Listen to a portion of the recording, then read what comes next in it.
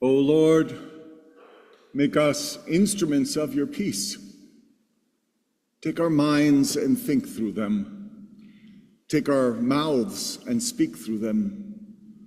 Take our hands and work through them, and take our hearts and set them on fire for Christ's sake.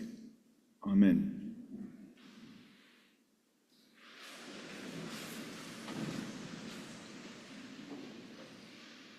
Sabbath, life, joy. They weave a kind of a trinity of themes in our scriptures today, and they also ground our Judeo-Christian faith. Perhaps these ideas resonate especially strongly for me because of my recent sabbatical pilgrimage. Notice the word sabbatical and Sabbath both have the same root. But regardless, it's become ever clearer to me that in order to live the richest and most meaningful life, which is surely God's desire for each of us, we must attend to the practice of Sabbath and focus on what truly brings joy to ourselves and others. If we do that with intention, I believe we can sincerely call ourselves pro-life. Now, of course, that's a tricky phrase. In our political culture wars, the term pro-life has been twisted, misused, and weaponized, usually in an effort to control or dominate. But I want to reclaim it, because one can be deeply pro-life, committed to honoring and nurturing life in all its fullness in every human being, and still not presume to play God in the intimate and agonizing decisions that can arise between a woman and her physician. To be pro-life in the truest sense is to orient our lives outward, toward what we can give to the world, not what we can extract from it. It's about choosing compassion over the need to be right, humility over piety. It's about cultivating joy, not simply for ourselves, but for others, regardless of life's obstacles and struggles and losses. God gave us an early model in what it means to be authentically pro-life in the gift of Sabbath. After 6 days of creation, God rested. God stepped back, rejoiced in the goodness of what had been made. God set the example of honoring creation through rest and delight. Sabbath reminds us that abundant life includes celebration and restoration, not just accumulation through labor and production. It reminds us that we are made in the image of a Creator who delights in all that is good. To be pro-life is to be procreative, not just procreative. To nurture, to heal, to co-create with God, to explore and celebrate all the ways that life can be enriched through caregiving or the arts or science or public service or environmental stewardship, justice, reconciliation. Every act that sustains our earth and helps others live more fully is sacred and pro-life. Now, if we take seriously Christ's promise of new and unending life, then we must also take seriously the practice of Sabbath, which enables it. And Sabbath not just a day off, but as a holy orientation. In the prophet Isaiah's time, way too many especially the elites who had the resources, had become overly focused on the letter of the law rather than the spirit. Sabbath had turned into a list of rules, what you could and couldn't do, rather than a time to reorient oneself toward God and others. Those with privilege use Sabbath as a performance of piety, a way to elevate their status, while the poor were left feeling inadequate and excluded because they didn't have the resources to participate. And when people feel that they have nothing to offer, how can they believe that they are a part of God's creative work? To be fully human, to live into the divine image within us, as Christ did, we must turn our attention beyond ourselves.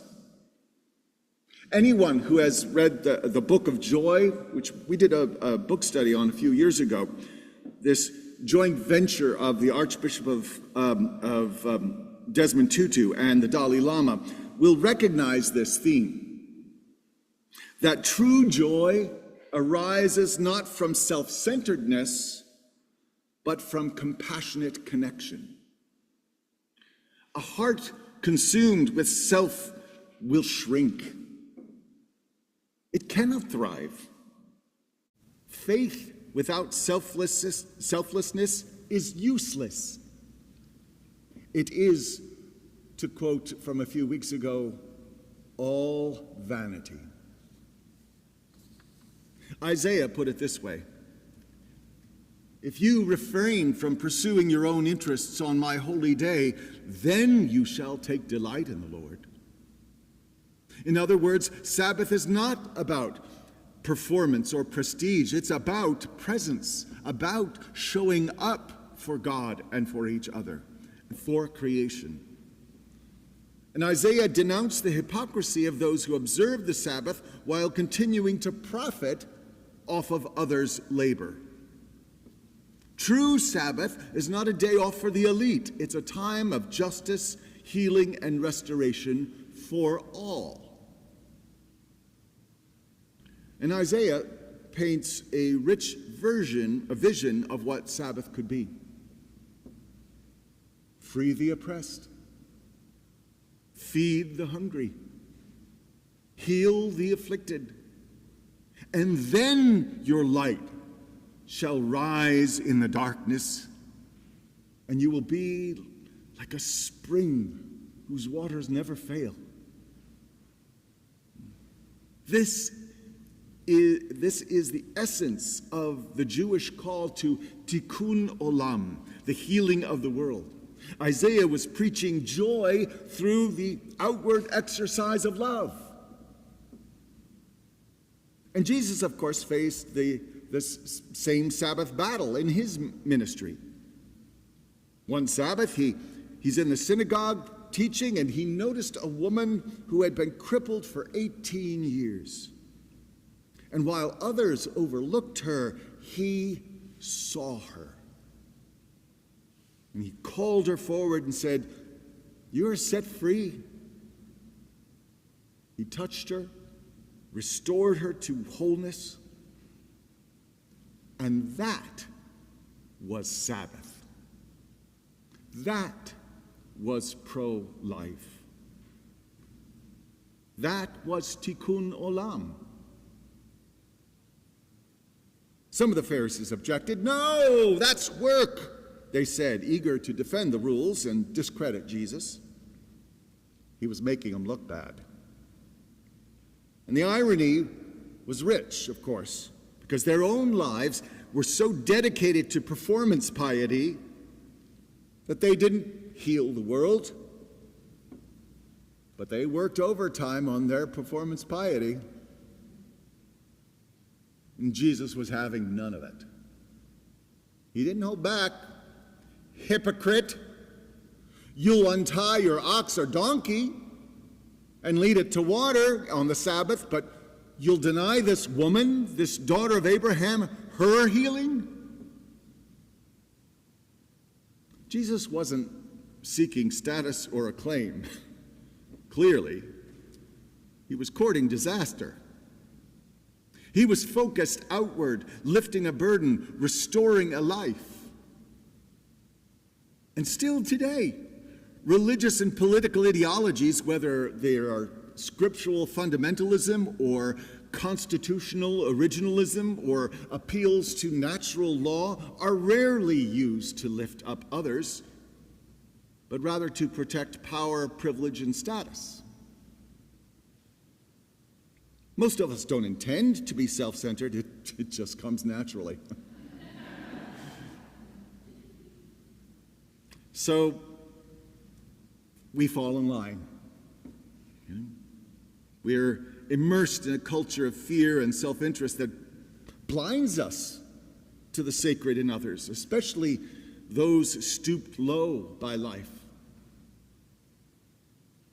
So, on this Sabbath, we're invited to reconsider. Let's ask ourselves, can we quiet our minds and our hearts long enough to hear God's call and to notice where God is at work in the world?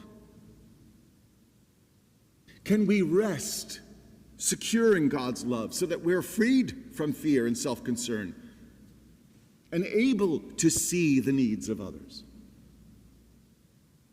Can our quieted minds be perceptive enough to perceive and bold enough to break social norms and unjust laws, if that's what it takes to set others free? And can we let go of our excess, so that the earth itself can rest and heal and be renewed? Let's hope so. Let's be repairers of the breach. Let the waters of life flow through us and not just to us. Because Isaiah and Jesus are right, and we'd be foolish to bet against them. We have nothing to lose and everything to gain. Because to be pro-life, to be honoring Sabbath in all its fullness, is the surest path to joy. Thanks be to God. Amen.